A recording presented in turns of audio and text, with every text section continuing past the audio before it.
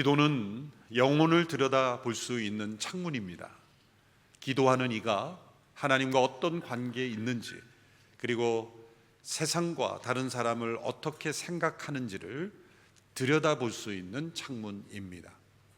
요한복음 17장은 예수님의 영혼을 들여다볼 수 있는 창문입니다. 예수님의 마음, 또 예수님의 영혼에 담겨 있는 것이 어떠한 것이었는지를 들여다볼 수 있다는 것이 얼마나 놀랍습니까? 예수님께서 하나님과 어떤 관계를 맺고 계셨는지, 그리고 이 세상을, 그리고 사람들을 어떻게 생각하셨는지를 볼 수 있는 기도, 그것이 바로 요한복음 17장에 나오는 예수님의 기도입니다. 산상수훈에서 예수님께서 이렇게 기도하라 라고 말씀하시면서 기도의 원리를 가르쳐 주셨습니다. 그것은 기도에 관한 원리와 내용을 가르쳐 주셨지만 직접 예수님이 기도하신 것은 요한복음 17장의 내용입니다. 그래서 이렇게 기도하라고 하신 주기도문의 내용대로 예수님께서 기도하신 내용, 그것이 바로 요한복음 17장에 나타난 예수님의 기도입니다. 이 기도에서 우리는 예수님의 마음을 배울 수가 있습니다. 이 기도를 통해 우리는 예수님의 기도를 배울 수가 있습니다.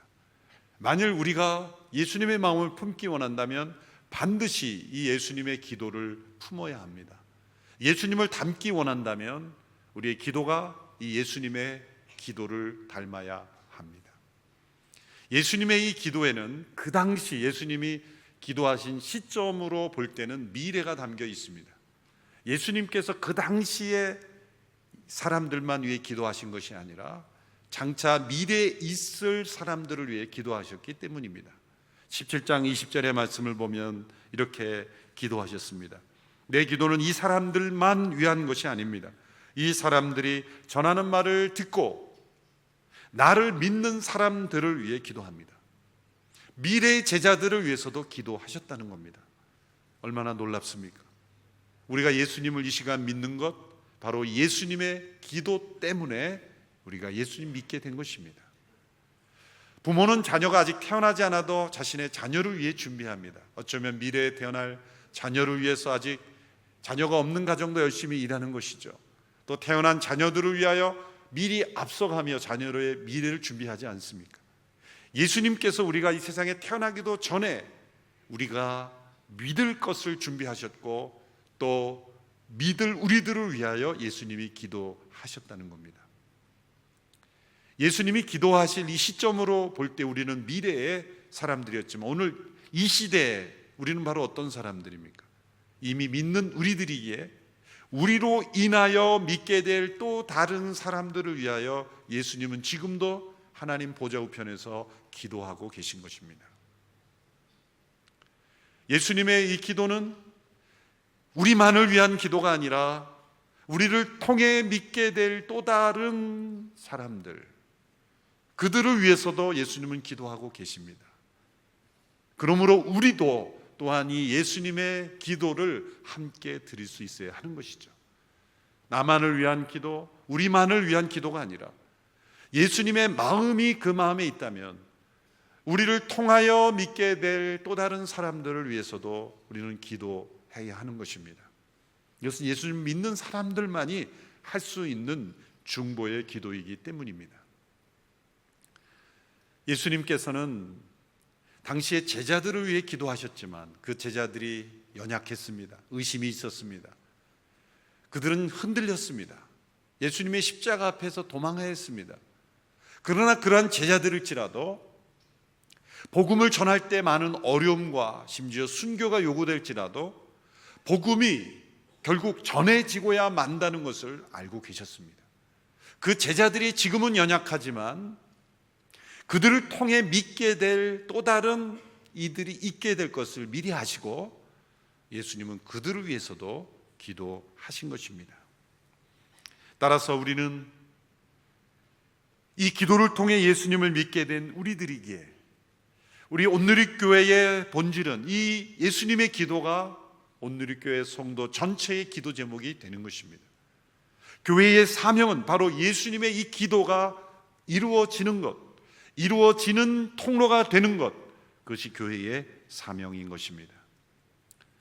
하나님께서는 세상을 구원하실 때 먼저 선택한 사람들을 통하여 또 다른 사람들이 구원을 얻고, 그들이 또 다른 사람들을 사랑하여 그들이 서로 하나가 되는 방법을 통하여 구원하셨습니다. 교회는 사람들이 모여서 서로 합의를 이루고 정관을 만들고 규칙을 만들어서 만든 클럽이 아닙니다. 교회는 예수님의 이 기도를 통하여 부르심을 받은 이들, 먼저 택함을 받은 이들의 공동체입니다. 하나님께서 왜 이렇게 선택이라는 방법을 통하여 일하십니까? 하나님은 관계적인 분이기 때문입니다. 하나님은 관계를 통해 일하십니다. 우리의 관계를 통하여 복음이 전해지고, 또 복음을 들은 사람들이 우리의 관계 안에 들어오므로 하나님 안으로 들어오는 역사를 하나님은 계획하신 것입니다. 사도행전의 역사는 바로 먼저 선택을 받은 목적이 바로 선교라는 것을 우리에게 보여줍니다. 성령님께서 먼저 선택하신 이들을 사용하신 역사죠. 교회 자체의 결의에 의하여 활동한 역사가 아닙니다. 성령님께서 앞서 가시고 그 앞서 가시는 성령님께 순종하는 역사, 그것이 교회의 역사입니다. 레슬리 뉴비긴이라는 훌륭한 선교사요 또 선교신학자의 글을 함께 읽어보겠습니다. 함께 읽어볼까요? 시작. 선교는 교회가 주변의 세상을 정복하려고 자신의 힘과 지혜를 발휘하는 활동이 아니다. 오히려 하나님께서 세상의 구원을 위한 그리스도의 사역을 완성시키기 위하여 그분의 영의 능력을 발휘하시는 하나님의 활동이다. 성령의 역사하심에 순종하는 것, 그것이 교회의 선교인 것입니다. 성령님은 언제나 교회보다 앞서가십니다. 우리가 어떤 일을 계획하고 행하기 이전에 성령님은 앞서가시며 교회는 뒤따라가는 뿐입니다. 뒤따라가며 순종할 뿐입니다. 사도행전 10장에 보면 베드로가 환상을 봅니다. 환상 가운데 하나님께서 베드로에게 율법에 먹지 말라고 하신 그 음식, 그 동물을 먹으라 그럽니다. 베드로가 깜짝 놀라서 이것은 율법에 먹지 말라고 되어 있습니다 라고 거부합니다. 근데 하나님께서 말씀하시기를 내가 거룩하다 정결하다 한 것을 내가 부정하다 말하지 말라. 그래서 매우 상징적인 사건이었습니다. 베드로는 유대인으로서 이방인을 상대조차 하지 않는 유대인 중심의 그들의 민족에 사로잡힌 그 자아문화적인 자아민족적인 의식에 사로잡혀 있는 사람이었기 때문이죠. 그가 성령을 받고 예수님의 사도로 보내심을 받았음에도 불구하고 갇혀 있었다는 거죠. 그 환상을 통해 깨우치고 하나님은 베드로에게 고넬료라는 로마 백부장에게 보냅니다. 그리고 고넬료에게 갔을 때 고넬료와 그 주변에 있던 사람들이 베드로로부터 복음을 받고 성령을 받습니다. 그리고 세례를 받습니다. 이 놀라운 이 변화 속에서 그럼에도 불구하고 베드로가 믿지 않는 이방인들과 교제한다는 말을 듣고 엄청난 비판을 받습니다. 그때 베드로가 뭐라고 자신을 변호했는지를 읽어보야 합니다. 사도행전 11장 17절의 말씀입니다. 같이 읽어볼까요? 17절 시작. 그러니 하나님께서 주 예수 그리스도를 믿는 우리에게 주신 바로 그 선물을 그들에게도 주셨는데 내가 누구라고 감히 하나님을 반대할 수 있겠습니까? 바로 이것이 선교입니다. 믿는 우리에게 주신 바로 그 하나님의 선물을 그들에게도 주시는 것, 그것을 체험할 수 있는 것. 베드로에게 있어서 이 유대인 문화, 유대인 물법, 율법들, 그 유대 문화의 민족 중심적인 것을 인하여 이방인이 보이지 않았다는 거죠. 그런데 여러분, 우리에게도 동일한 그런 문제가 있습니다. 제가 뉴저지 초대교회에서 뉴저지에서 목회하던 때가 있었습니다. 시카고에서 유학을 하다가 이제 초대교회 담임 목사가 됐는데, 미국에 있는 한인교회의 담임 목사로 가면서 제가 느낀 점은, 미국에 있는 많은, 또 미국뿐만 아니라 해외에 있는 많은 우리 한인 그리스도인들이 그 교회 이름에 한인교회를 붙여놓았다는 거예요. 한인교회. 그건 뭐예요? 한인만 올 수 있다는 거죠. 100인은 못 오는 거예요. 한인만 없으니 2인도 못 오고 3인도 못 와요. 한인만 올 수 있어요. 코리안 처치예요. 한인만이 아니죠. 거기에는 히스패닉 처치부터 시작해서 이미 아프리칸 처치, 이미 타 인종들이 다 자신의 종족만의 교회를 만듭니다. 지금은 전 세계적으로 가장 성장하는 교회가 이 중국인 교회들입니다. 세계 어느 곳에 가도 중국인 디아스포라가 교회를 세우고 가장 성장하고 있어요. 제가 질문을 던졌습니다. 저도 한인교회 담임 목사지만 왜 한인교회일까? 주변에 수많은 타 민족 종족들이 있음에도 불구하고 한인들만 보이는 거예요. 사도행전 역사에도 나타납니다. 사도행전 10장에 보면 핍박을 받아 흩어졌던 예루살렘 공동체 성도들이 흩어졌는데 이런 구절이 나옵니다. 그들이 유대인에게만 복음을 전했다. 그 말은 뭐냐면 유대인만 보였다는 거죠. 그 말은 유대인만 사람 취급했다는 거예요. 유대인만 복음이 필요한 존재로 여겼다는 거예요. 오늘 이 시대에 우리는 흩어지지 않으니까 한국 땅에 있지만 역으로 우리에게 적용하면 오늘 이 대한민국에서 일어나는 일들을 보면 어떤 변화가 일어났는지 아십니까?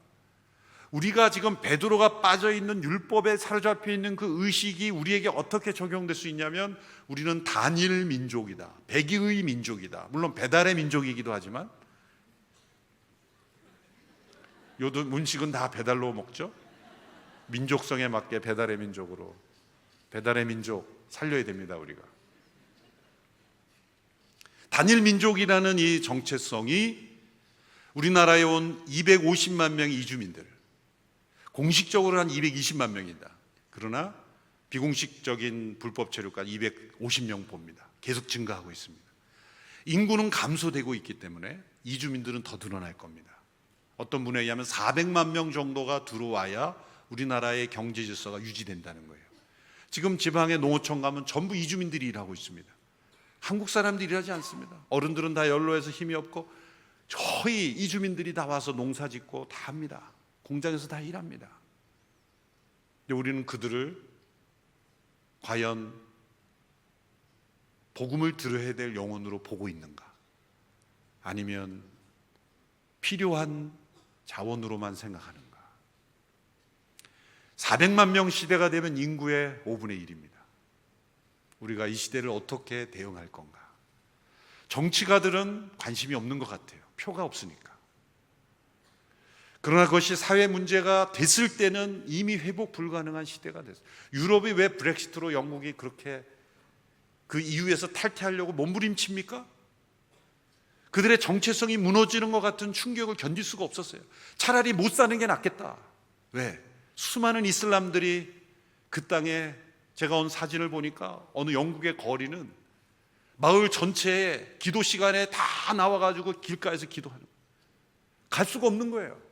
그럴 때 정통 그리스도인으로 믿음으로 살았던 사람들이 그 광경을 보고 견딜 수 있을까요? 너무 늦은 거죠. 그럼 어떻게 했어야 됩니까? 이주민들이 들어올 때 그들을 변화시켰어야 되죠. 유럽도 우리나라처럼 인구 감소를 경험했죠. 프랑스도 인구 감소를 경험했죠. 얼마 전에 제가 우리 도곡의 예배에 그 이슬람에서 회심한 사람을 제가 보내서 설교를 한 적이 있죠. 그런 일들이 일어나고 있어요. 하나님은 또 그렇게 일하고 계십니다. 지금 이주민 250만 명, 250만 시대에 우리가 이들을 변화시키기 시작하지 않으면 이들이 우리를 변화시킬 겁니다. 우리의 자녀들을 변화시킬 겁니다. 우리가 가장 먼저 싸워야 될 싸움은 사실 다른 곳에 있어요.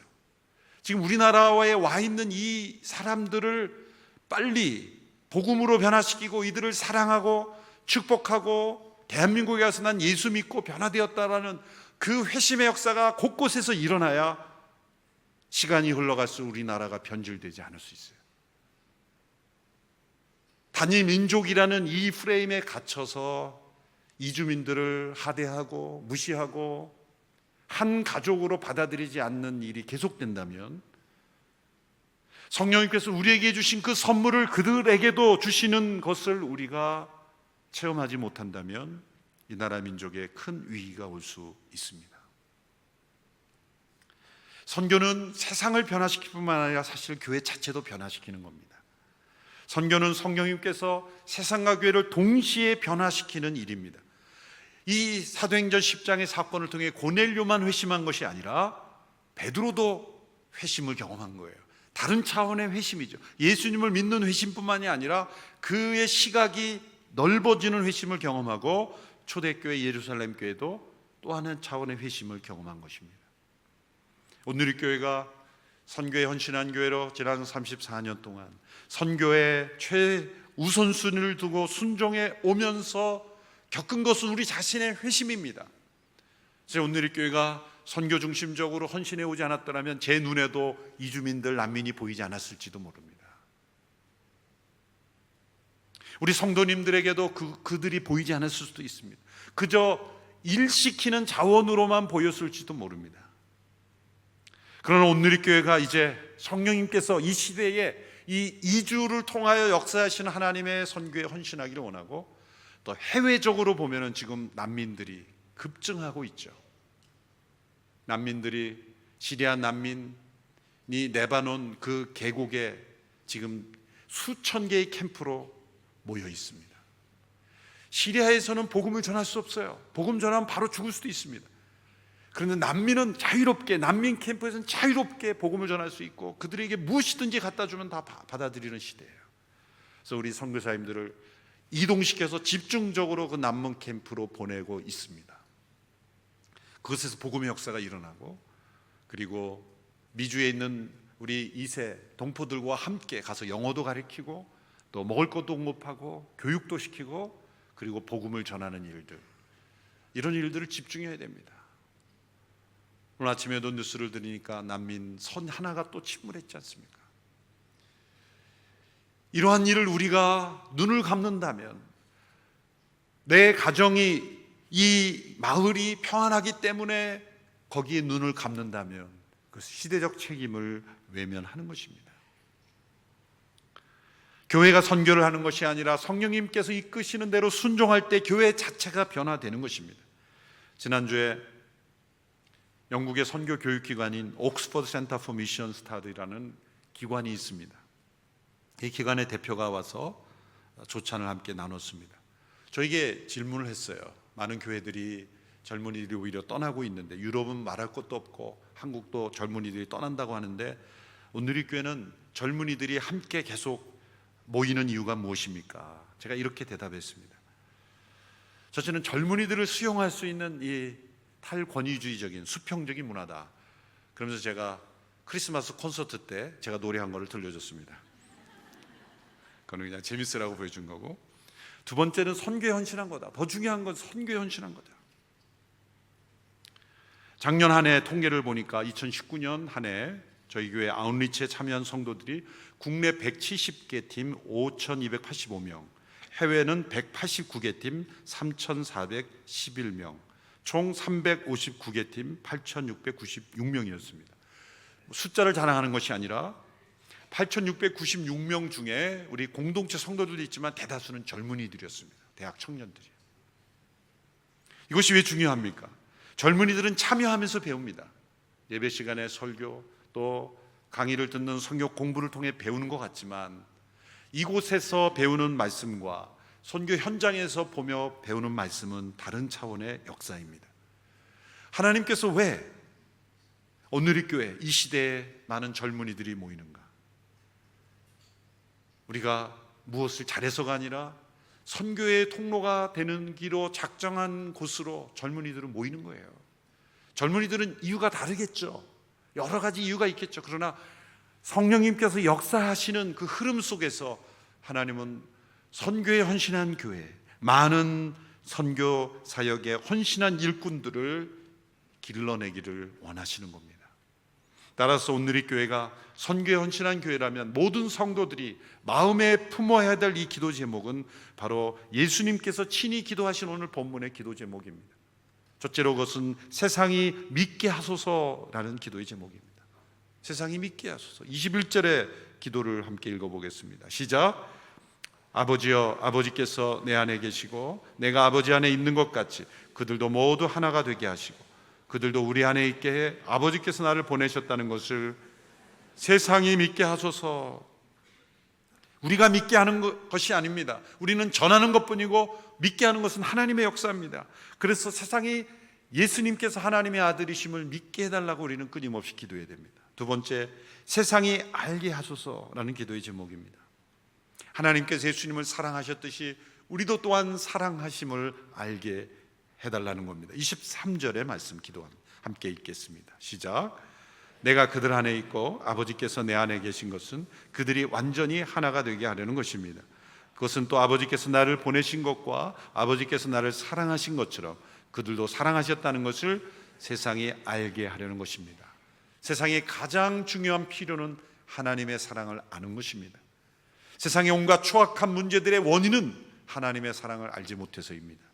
세 번째 기도의 제목, 세상이 보게 하소서라는 기도의 제목입니다. 24절 함께 읽습니다. 시작. 아버지여, 아버지께서 내게 주신 사람들이 내가 있는 곳에 나와 함께 있어 내 영광 곧 아버지께서 세상이 창조되기 전부터 나를 사랑하셔서 내게 주신 영광을 그들도 보게 하소서. 세상이 이 예수님을 통해 하나님의 영광을 본다면 무릎 꿇고 하나님을 경배할 겁니다. 예배가 일어나지 않는 것은 그분의 영광을 보지 못하기 때문이죠. 자, 이 세 가지는 연결되어 있습니다. 예수님을 믿으면 그분을 알게 되고 그분의 영광을 보게 됩니다. 사람들은 역으로 요구합니다. 보여달라. 그러면 내가 믿겠다. 그러나 믿음으로 그분을 알게 되고 그분의 영광을 보게 되면 그분을 전할 수밖에 없습니다. 교회다운 교회, 생명력 있는 교회는 바로 이 기도의 제목을 생명처럼 여깁니다. 이 기도의 제목이 우리의 기도에 살아 있습니다. 심장처럼 뛰고 있습니다. 이것이 교회의 존재의 목적이기 때문이에요. 그런데 예수님께서 이 세 가지 기도 제목을 기도하셨는데 이 기도 제목을 주실 때 우리에게 먼저 일어나야 될 것을 함께 기도하셨어요. 그것은 바로 우리의 하나됨입니다. 영적인 하나됨입니다. 예수님께서 요한복음 17장에서 이 세상이 알게 하소서, 믿게 하소서, 보게 하소서라는 이 기도의 제목을 하면서 우리를 위하여 기도하실 때 우리가 그리스도 안에서 하나됨을 기도하셨습니다. 이 하나됨은 큰 조직체로서 하나됨이 아닙니다.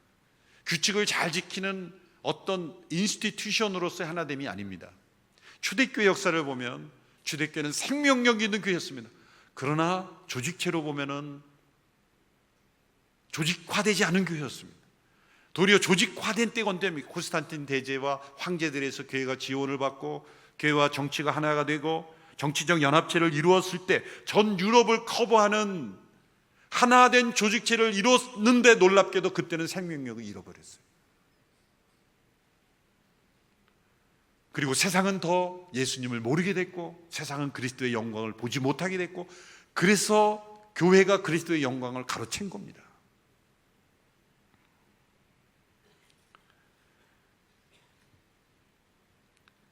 교회가 그리스도의 영광을 가로챌 때 세상으로부터도 버림받게 되는 거예요.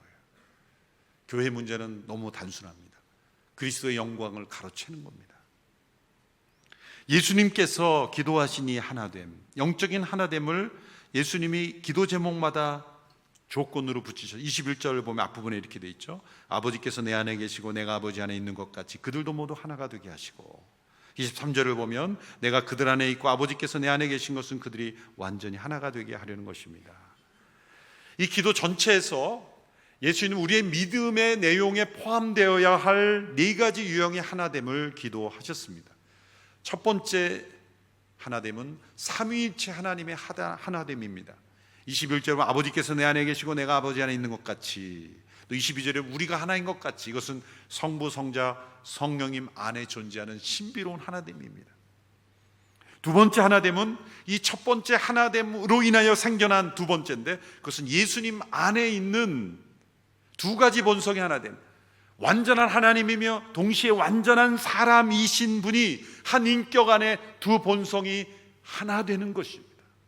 왜 이 하나됨이 이루어졌습니까? 성육신 하심으로 이 땅에 이루신 예수님 안에 신성과 인성이 하나 되는 것이 왜 일어났습니까? 삼위일체 하나님의 하나됨 때문에 그분이 세상에 오신 거고, 그분이 우리를 구원하시기 위해서 완전한 사람이 되셨기에 한 인격 안에 두 본성이 하나 되어 존재하는 거예요. 이 두 번째 하나됨은 세 번째 하나됨을 만들어내는데, 세 번째 하나됨은 무엇입니까? 예수님과 그분을 믿음으로 그에게 속한 사람들의 하나됨이에요. 예수님이 우리의 머리 되시고 우리가 그분의 지체된 하나됨, 그것이 교회입니다. 21절에 보면 그들도 우리 안에 있게 해. 23절에 보면 내가 그들 안에 있고, 26절에 보면 나도 그들 안에 있게 할 것입니다. 내가 그들 안에, 그들이 내 안에. 그건 예수님과 우리와의 관계이죠. 자, 삼위일체 하나님의 하나됨, 그리고 예수님 안에 있는 신성과 본성의 하나됨, 그리고 예수님과 우리들과의 하나됨, 이 세 하나됨은 하나님께서 다 행하신 거예요. 우리가 할 수 있는 것도 아니고 우리는 그저 나타난 바대로 깨달을 뿐입니다. 그런데 여기서 머무르지 않고 네 번째 하나됨이 나타납니다. 그것은 그리스도의 몸된 지체된 그리스도인들의 하나됨입니다. 이 네 가지는 고리처럼 연결되어 있어요. 첫 번째 하나됨이 없이는 두 번째 하나됨이 있을 수 없고, 두 번째 하나됨이 없이는 세 번째가 있을 수 없고, 세 번째가 없다면 네 번째도 있을 수 없어요. 그런데 세상이 하나님을 알고 하나님의 영광을 보게 될 때는 거꾸로 역으로 올라가겠죠. 그렇죠. 세상은 삼위일체 하나됨 먼저 볼 수 없어요. 성경을 열심히 공부한다고 그렇게 보이는 게 아닙니다. 예수님의 인격 안에 있는 신성과 본성의 하나됨, 그것도 예수님 처음 믿는 사람이 알 수 있을까요?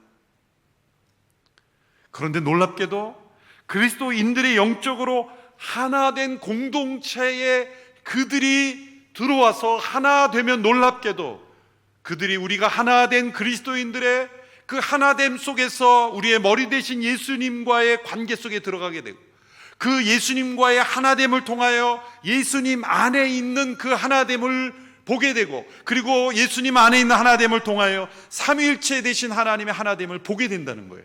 그 신비로운 하나님의 하나됨을 보면서 그분의 영광을, 그분을 찬양하고 그분을 알게 되고 그분을 믿게 된다는 거예요.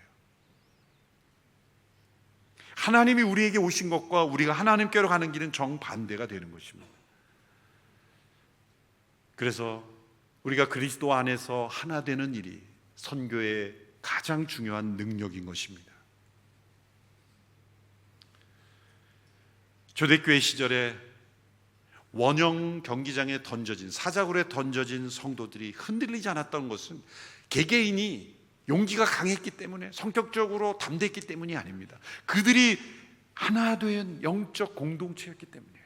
그리고 그들 안에 하나님의 영광을 볼 수 있는 눈이 있었고, 그들 안에 예수님이 어떤 분인지를 알고 있었고, 그들 안에 예수님이 어떤 분인지를 믿는 믿음이 있었기 때문입니다.